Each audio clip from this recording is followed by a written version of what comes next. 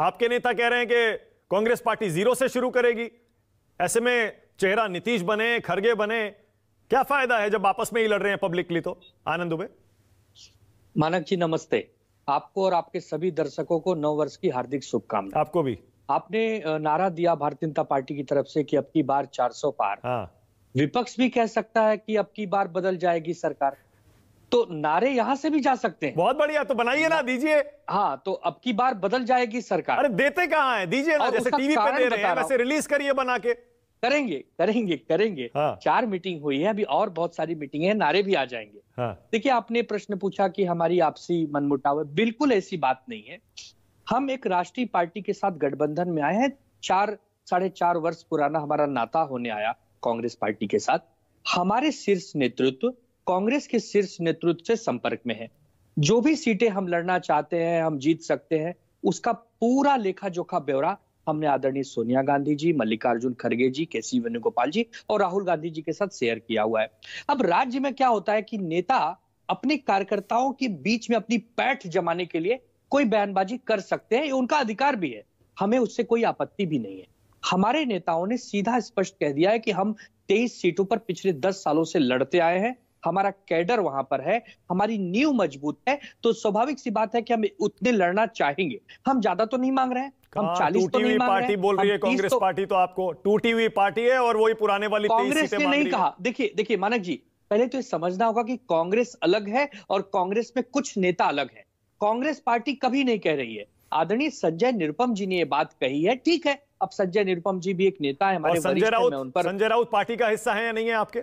संजय राउत तो हमारी पार्टी के बहुत बड़े नेता हैं। ओके, तो आप दोहरा दीजिए उनकी बात, कह दीजिए कांग्रेस पार्टी जीरो से शुरू करेगी महाराष्ट्र में। ये नहीं कहा उन्होंने, ऐसे नहीं कहा उन्होंने, बाद में उस पर सफाई दी। उन्होंने ये कहा कि अगर आज की बात करते हैं कि वो पार्टी टूट गई है, तो हम भी कह सकते हैं कि भाई उनके पास तो एक ही सीट आई थी, वो भी उपचुनाव में खो गई, तो अब उनके पास 0 सीट। कांग्रेस पार्टी कितनी सीटों से शुरू करेगी आनंद दुबे? आप ही जवाब दे दीजिए। मैं वही बता रहा हूं कि मैं कांग्रेस पार्टी का प्रवक्ता नहीं हूं, आलोक शर्मा जी बताएंगे। मैं अपनी पार्टी की बात कांग्रेस का फैसला थोड़े है कि कांग्रेस पार्टी कितनी से शुरू करेगी।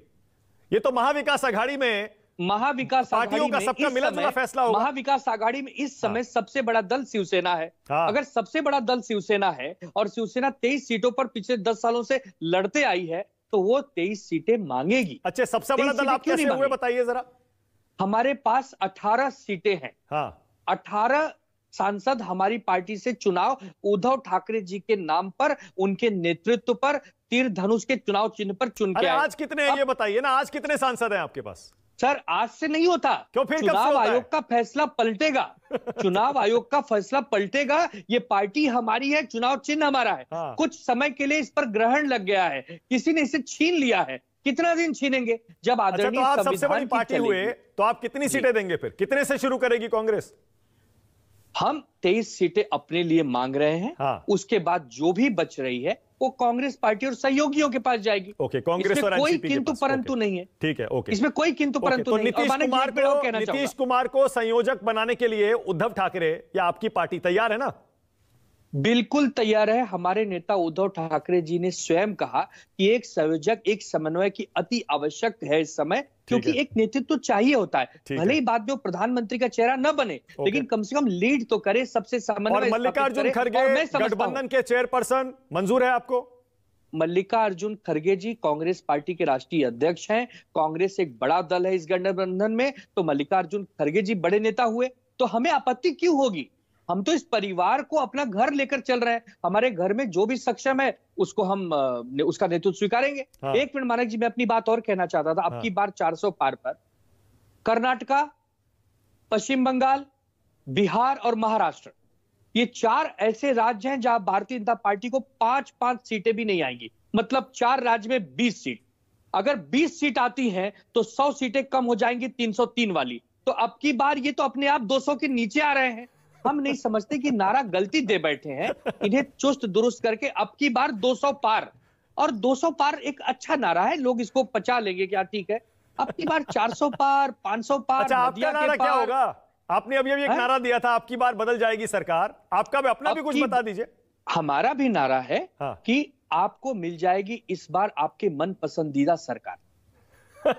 जनता की सरकार, लोगों की सरकार, किसानों की सरकार, नौजवानों की सरकार, मानक जी की सरकार, आनंद दुबे की सरकार, सभी की सरकार। क्यों शाजिया इल्मी की सरकार क्यों नहीं भाई?